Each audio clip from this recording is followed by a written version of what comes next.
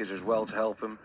And they look a team who know what they're doing now. When you watch them early on in the season, it was sort of they were in between. You in between. Are they pressing? Are they not? They really work off a structure. And now I feel that Bournemouth coming to them on Saturday, you feel like West Ham are going to beat them. Whereas if you would have asked me a couple of months ago, you're going, no chance. I don't want to make him blush because he's here. But when you think about what West Ham were like when David Moyes was the manager and Kev was on the staff, it was round pegs in round holes. It was a system that fit what they got, and then they kind of lost their way. And they did it.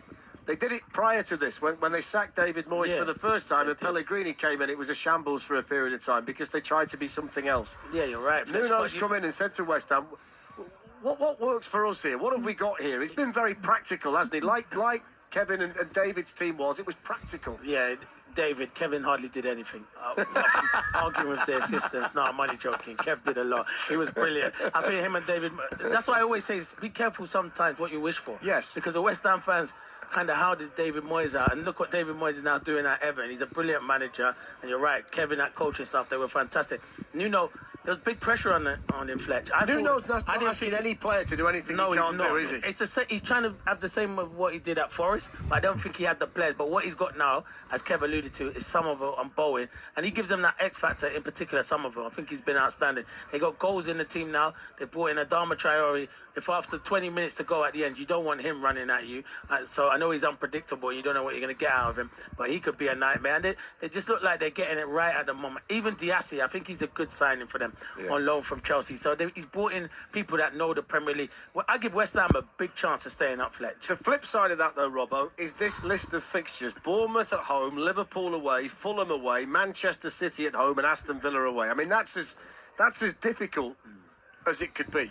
West Ham only played Leeds at home on the last game of the season. Yeah. Which is the teams that are in and around them that we say. But the thing you say about West Ham, they've got a team of fighters. They know how to deal with that part of the league. The worrying thing for me from a Tottenham point of view, you look at Leeds, they've got a team of fighters, they're scrapping to be in the league. They've already proved that they can scrap to be in the league. Nottingham Forest, they've got a team full of fighters who can do that. West Ham have got a team full of fighters who can do that. I look around that Tottenham dressing room, I look around the players in the Tottenham squad. Who's been there? Who's done that before? Who's been in that situation before? Are you worried about them? Yeah, absolutely I am.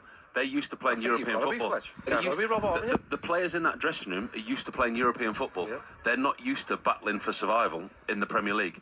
I think they've made a huge decision bringing Igor Tudor in. Longevity, there's nothing there. When he took over Udinese, his first 11 games, fantastic. His first 11 games at Juventus, he got sacked at Juventus earlier on this season. His immediate impact is exactly what Tottenham need, and that's the reason that he's been employed. But you look at the Tottenham squad and you look at that dressing room compared to what's in the Leeds dressing room, the Nottingham Forest dressing room, the West Ham dressing room, that's full of fighters, that's full of people who will battle. Not so sure that Tottenham dressing room is. There's 4 or 5, and I can quite happily name them. You look in that dressing room, there's 4 or 5 in there. Conor Gallagher's walked into there, and he must be like, what have I walked into? Because he's one that I'd pin my colours to him. Yeah, you'd back him in a battle, absolutely. Let's look at it bigger picture then. Look at it globally down the bottom, because you can make a strong case for West Ham because they're showing some form. We saw what Forest were capable of under Vitor Pereira last night away to Fenerbahce. But the teams above them, they're the ones you worry about. So Robbo's just spoken there about Spurs. Brighton at the minute can't score.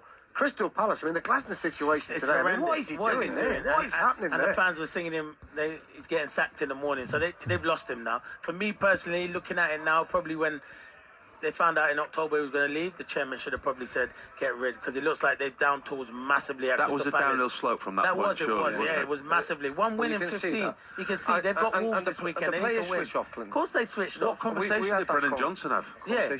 I mean, well, I interviewed him and he said, obviously when he did the interview and he spoke to him, he thought the manager was going to be there, so obviously he wasn't going to be there, but he probably knew that the manager weren't. But obviously when he's doing an interview, he's not going to come out and say, oh, I knew. He just thought about going to the football club. Before we continue speaking about Crystal Palace, let's hear from Oliver Glasner and hear what he actually said today. Right.